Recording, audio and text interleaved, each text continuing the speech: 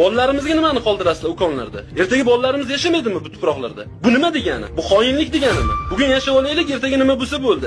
Kim oladi bu davlatni? Kimga mustamlaka bo'ladi? Kelajak avlod kimga qullik qiladi?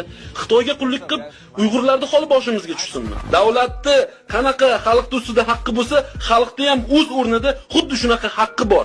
O'sha haqqa xiyonat qilyapsizlar sizlar. Bu xiyonatlarni eng kechirib bo'lmaydigani bularning ta'limi. Boshqa narsa kerak emas. Ilmli olim kadrlarimiz yetishib kelsa, o'sha Fayzullo Xo'jayevlardan tortib Sharof Rashidovlargacha hammasini tozalashgan. 90-yilgacha hammasini qatl qilib kelgan, qamagan, surgun qilgan. Sizlarga shunaqa narsa kerakmi? Shunaqa mustamlaka kerakmi yoki? Buncha xoin bo'lmasanglar sizlar.